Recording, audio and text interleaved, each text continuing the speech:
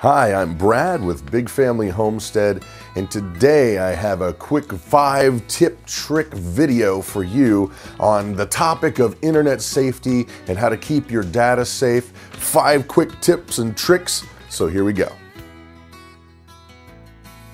Okay, so in my former life, I was not always a homestead-minded person. I have a background that included lots of tech and computers and recording equipment and video production, and I'm not going to get into that crazy today. You can find out about that in other videos. But one of the things that has been a huge benefit of my former tech ability life, if you will, is the fact that I have a lot of knowledge that a lot of homesteaders and preppers and farmers, they generally don't have to know all of the computer stuff that I had to learn my way through. And so this video, and I have one before and there'll probably be more to come, are just basic things on different ways that you can protect your data, do things more efficiently, and be safe online. And so that's what this is. I'm hoping that these tips, these tricks will help you and benefit you day to day, and hopefully you don't ever have to have your total bacon saved from a phishing scam or a blah blah blah scam. Hopefully that never happens, but these are 5 different ways that will hopefully help you every day. Now the first one coming up, this one is absolutely important in terms of security, and then I've got 4 other tips that are just going to be really cool and you're going to love them. It's going to make your life easier. So here we go. Okay, first up is the ever infamous Control-Alt-Delete. And what that does is it actually goes ahead and it just kind of freezes your computer. It says, okay, nobody's getting in or out of here. I'm gonna let you see what's going. I'm gonna let you see what's running. And it's not gonna let any programs make any more changes at that point. And what you can do is you can shut off, you can turn off, you can delete programs that are running that may be nefarious, may be causing a problem, but it basically puts on the brakes and says, whoa, whoa, whoa, whoa. Okay, here's what we got going on. What do you want to do? So that point, you can go ahead and shut off possible nastiness, and I'm going to show you how to do that right now. Okay, so let's say that you're on the internet and the website that you have come upon is frozen up, or it won't give you the data you want. Or even worse, you try to click off of it up here, try to X off, and then it goes, stop, wait, there's got a better offer, we've got a better offer. Don't ever, ever, ever click on that. Don't click even to close it, because it could be trying to install spyware or all kinds of crazy manner of nonsense on your computer. So the safest way is the Control-Alt-Delete. So on the keyboard, you literally hold down the Control and the Alt key at the same time, and you come over and hit the Delete key. And this page comes up. Now, what you do is you go here to where it says Start Task Manager. Now what that's gonna do is it's gonna say, okay, these are all the pieces of software that you've got going. Applications, what's running? Well, it says the Blaze News and Opinion. That's running. And the process is it's gonna go through and tell you everything that's running. Well, if we had something nefarious running or trying to install something here, what you would do if it was an Internet Explorer, it says I Explorer here, and you're concerned and you're like, I don't want to click on this thing because what if it's going to install garbage onto my computer? You can go in here and tell it to shut off and process. See down in that corner right there, and watch what's going to happen. It's going to shut that off. We're going to find the other instances of it where it says I Explorer, and now it's gone.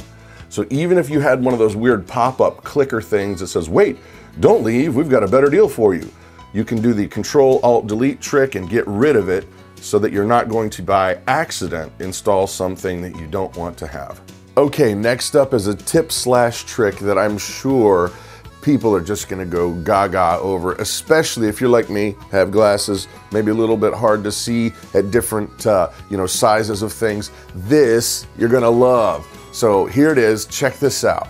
If you wanna make your screen bigger, you don't have to go around fiddling with resolution settings in the video card or anything like that. All you have to do is hit the Control key and then the plus key and the plus.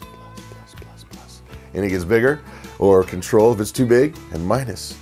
All right, so if you're on a web page and things are a little hard to read, or maybe you want them smaller so you can see more content, there's an easy way to change the screen size. Who's this handsome guy? Yeah, oh, forget about that. Anyway, all you have to do is click the control key, watch this, control, and then the plus on your keyboard, and look at that.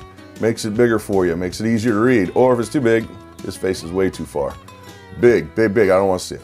All you do is hold down the control key, plus or minus, just that simple. Makes it easier for you to read without having to go into crazy settings. And yes, you're welcome. So there it is. To make your screen bigger without fiddling around with resolutions and all that kind of stuff, all you literally have to do with a web page is hit control, plus, and it'll get bigger. Control minus gets smaller. There it is. Now, for those of you who will rejoice with me in the ease of that tip, please understand that a thank you is great, but a pie is better. So please send pie. Now this tip is super important, and it's really just a practice, a habit that you have to get into. And that is the fact that data gurus, people that are in the business of information, understand that if you do not have a piece of data in at least a minimum of 3 different separate places, they consider it non-existent. That's right. So if you have a family photo on your hard drive and that's it, or maybe on your hard drive in your phone and that's it, they consider it to be non-existent. They say that basically you have to have it in 3 separate locations because stuff breaks. Hard drives break all the time. Solid state hard drives are not that great in terms of reliability yet. And so if you get yourself in the practice of saving your photos off on 3 separate entities, rather, not entities, but devices, sorry, then you will have a much better chance of keeping that data. And this is an important point.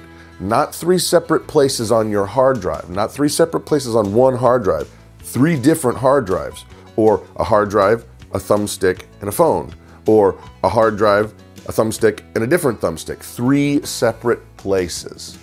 So this tip is actually very slick. It's a time-saving thing.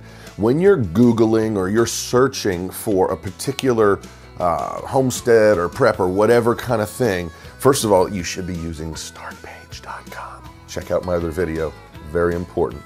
But if you're not, regardless, here it is. What you want to do, let's say you're searching for criteria that is 3 or 4 names together, like electric cart for my blah, blah, blah.